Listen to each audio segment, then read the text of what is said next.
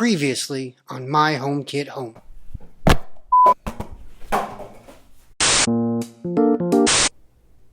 The Aqara Hub.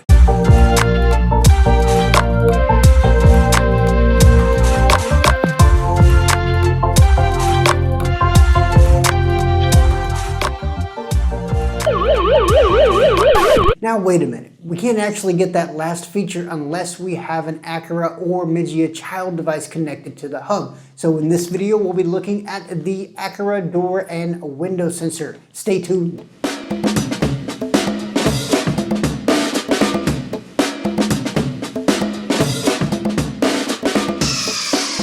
Greetings Internet, if you're new here, I'm Dustin with my HomeKit Home, bringing you all things Apple HomeKit, from news to how-tos to product reviews, just like this one. So if that's something that you're into, go ahead and hit that subscribe button and the bell notification so you don't miss out on any of our new videos as soon as they're released. A few weeks back we reviewed the Aqara Hub. If you haven't seen that video, go ahead and check it out up there. One of the things I noted in the review is that we can't actually use the security system feature of the Aqara Hub unless we have an Aqara or a Mijia child device connected to the hub. Thankfully, there are a plethora of affordable sensors and switches to connect to the hub in order to get that functionality. And probably one of the most common sensors that you might want to have in your smart home is a contact sensor. So we'll be looking at Aqara's version of their door and a window sensor in this video. So in this video, what we'll do is we'll look at some of the hardware features of the device. We'll look at how to set it up in the Aqara app and in the Mi Home app. We'll look at some of the things we can do with it in both of those apps as well as in Apple's Home app. And at the end, I'll give you my final thoughts on the device. So let's see what's in the box.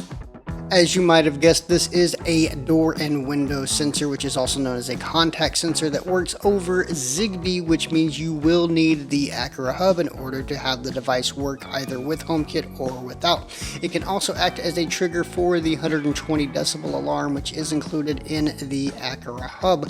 It does have a 22 millimeter clearance between the main unit and the magnet, with a user replaceable CR1632 battery, which should get you about 2 years of life and before you need to replace the battery. It has a pretty wide operating temperature between -10 degrees Celsius and 45 degrees Celsius, which is a little bit wider than we've seen in some other contact sensors, although the operating humidity is approximately the same. Now let's get into setting up the device using either the Aqara app or the Mi Home app. So in order to use this device, we do need to connect it to an Aqara Hub, and that's easily done using the Aqara Home app or the Mi Home app by tapping the plus button at the top right, locating the device, and waiting for this prompt. Ready to connect to child devices. So what we'll do now is we'll tap and hold the reset button on the top of the device itself for about 3 seconds until we get this prompt. Child device connected. Bingo bango. So either the Aqara app or the Mi Home app will then walk you through the next steps of naming the device, putting it into a room, and sharing it with people, going through all the terms and conditions. Now let's stick this thing to a door, shall we? So this does mount using double-sided tape, which is included on the unit itself, but it also has some extras that are included in the box, which is a nice touch. For all you eagle-eye viewers out there, you may have noticed that I attached the main unit of the device to the steel door jamb and the magnet part of the device to the wooden door.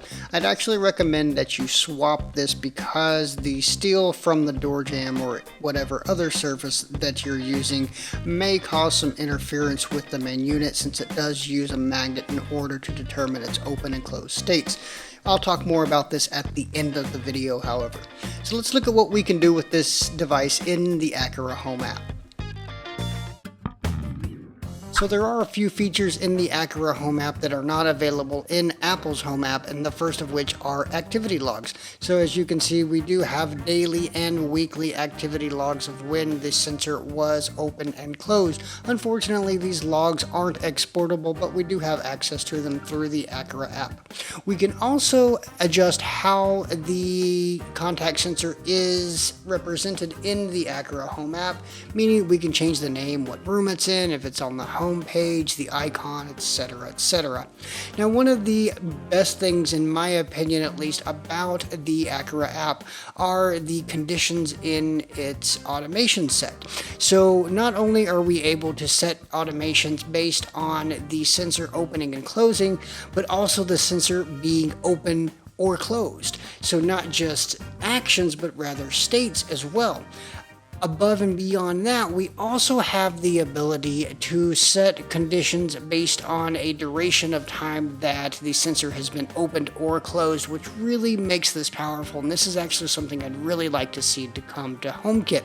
One of the downsides, however, to this whole thing is that these automations and the scenes are only available if you're signed in to the Aqara Home app.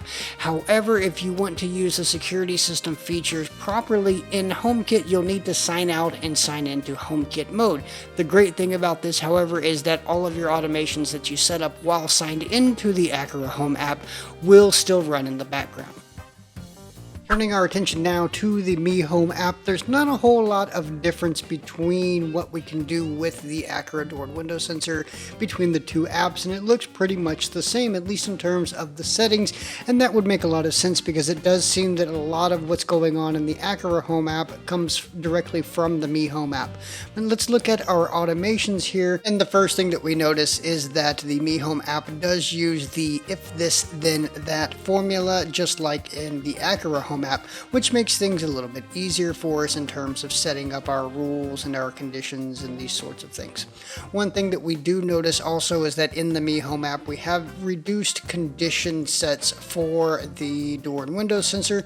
Not exactly sure why that is, but it does seem to be the case. On a final note here, you'll notice as we go through setting up this automation that when we get to the that part of the if this then that formula, that we don't have any of our HomeKit accessories to control.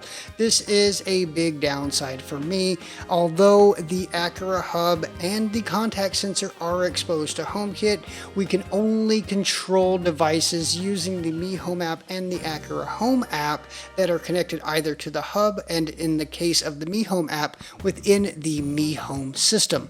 Speaking of HomeKit, let's look at what we can do with the contact sensor in Apple's Home app.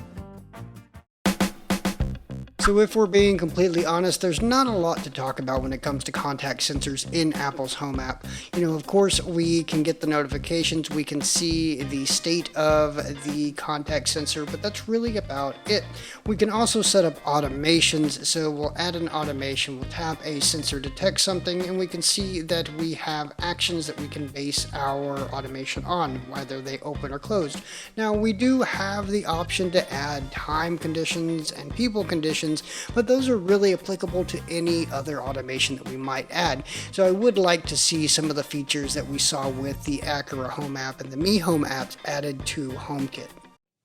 After having a few months to play with the Aqara door and window sensor, I can definitely say it is now my go-to HomeKit contact sensor for a number of reasons.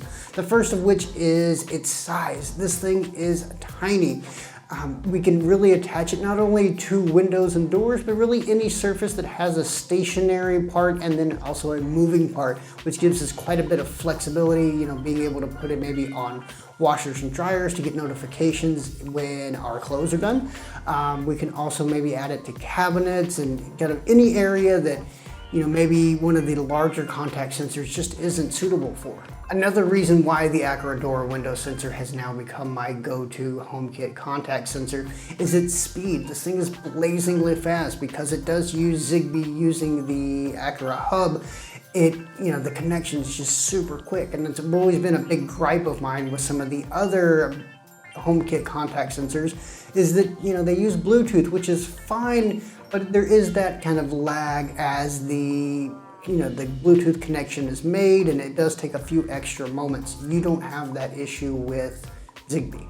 But there are a couple of things about the Aqara door and window sensor that I wasn't a big fan of. The first of which is not so much an issue with the Aqara door window sensor, but just kind of contact sensors in general, and it's the surfaces that you're attaching them to. Now, if one of those surfaces happens to be steel, you're going to have issues with connectivity.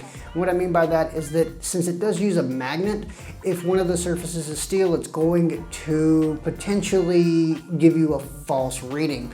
For example, my door jamb of my doors in my house are made of steel. The doors are wood. So if the main unit of the contact sensor is on the door jamb, it's going to give me a false reading. This is easily remedied by simply swapping the main unit and the magnet of the contact sensor, and you should be good to go. Another issue that I did encounter with the Aqara door and window sensor is that it doesn't really factor in differences in the surfaces that you may be attaching it to. So for example, if you have a window or a door whose frame isn't exactly flush with the door or the window itself, then you can have issues with the magnet and the main unit of the sensor kind of lining up correctly. So this is easily resolved by adding a bit of material between the adhesive that you have on the surface and then the adhesive that you have on the sensor itself. Not exactly an ideal fix, but it does work in a jiffy. For a more detailed review of the Aqara door window sensor, you can head over to myhomekithome.com, and we'll leave a link in the description box for you. Also in the description box, you'll find a link to pick up the Aqara door and window sensor as well as the Aqara hub. If you found today's video useful and you want to share some love with us at no extra cost to you, we would appreciate the support. Also in the description box down below, you'll find links to our social media on Facebook, Twitter, and Instagram, where we regularly update with different goings on in the HomeKit world as well as behind the scenes content. So definitely check that out.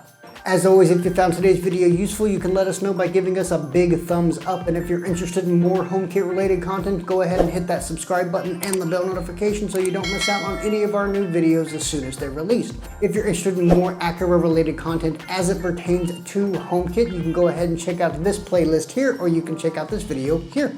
We do have a slew of Aqara videos in the pipeline, as well as some other products and some other how-to guides, so definitely stick around for those. But that about does it for us today. I do thank you for watching, and until I see you in the next one, this has been Dustin with my HomeKit Home.